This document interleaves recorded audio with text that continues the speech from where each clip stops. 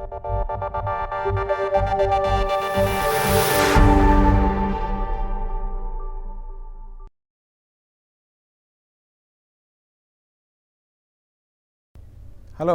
I am Dr. Pinjala Ramakrishna. I am the vascular surgeon working at the Apollo Hospital, Hyderabad. Previously, I worked as former professor of Nizam's Institute of Medical Sciences as vascular surgery professor. Today, I wanted to bring to you the information related to deep vein thrombosis. This is the blood clotting inside the deep veins of the lower limbs, abdomen and pelvis. Deep vein thrombosis is recognized only in hospitalized patients. The incidence of deep vein thrombosis can be between 10 to 50% in the hospitalized patients in the acute beds. Deep vein thrombosis detection is possible by imaging methodologies such as ultrasonography, CT scanning and MRI. The symptoms are swelling of the limb, pain in the limb, inability to walk are the common symptoms of acute deep vein thrombosis. Deep vein thrombosis can be prevented. Many hospitalized patients are at risk of this deep vein thrombosis.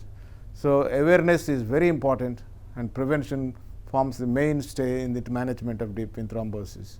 How do we prevent? Even in the aeroplanes, people say that you should do physical activity. Keep moving your legs when you are in the hospital. The toe movements, tip toe movements are very, very helpful to prevent the deep vein thrombosis. Some patients require stockings, compression stockings, bandages to improve the circulation in the lower limbs and prevent the deep vein thrombosis. In some situations where it is needed, we may have to give chemical prophylaxis with injection heparin or its analogs. Low molecular weight heparins, fondaparinux are the other types of drugs used to prevent deep vein thrombosis. Venous thrombosis, if it goes undetected, it can propagate and produce pulmonary embolism, and it can become life-endangering situation. In such situations, if the blood pressure drops, people give them special drugs known as thrombolytics.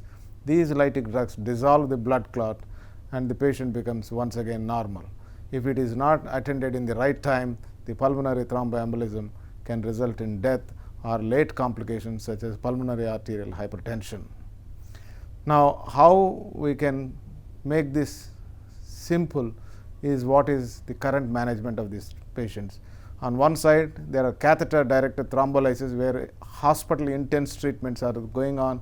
On the other side, the simpler forms of deep vein thrombosis management are also coming into action with the introduction of direct oral anticoagulants. Start with the tablet, stay with the tablet is the new slogan of management of deep vein thrombosis. The direct oral anticoagulants such as rivaroxaban, apixaban medications are helpful in treating deep vein thrombosis.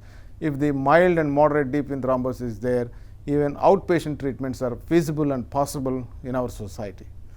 The tablets are given in a higher dose in the first few days and later they are given in the half the dose and continued for 3 to 6 months. And in some patients, one may have to give it for a very long time. If there is unprovoked DVT without a cause, without an identifiable cause if the patient develops DVT, one may need to continue the anticoagulation for much longer time than what we do for a provoked DVT such as trauma-induced, operation-induced, hospitalization-induced DVTs. So in general, the managements of DVT are getting better day by day and the outcomes are getting better. But however, we are always concerned about two important end outcomes such as PTS, post-thrombotic syndrome in the lower limbs, or pulmonary arterial hypertension, which is much less than PTS. It is said that patients as high as 50% of their patients develop PTS if they are not properly treated for DVT in the acute phase. In general, the best solution is prevention. Prevention by keeping awareness amongst the people so that they don't get into the complications such as the dreaded complications such as post-thrombotic syndrome or ulcers in the leg with the redness, swelling and darkness of the lower limbs in these patients in the long-term follow-up of 10 years after an episode of DVT.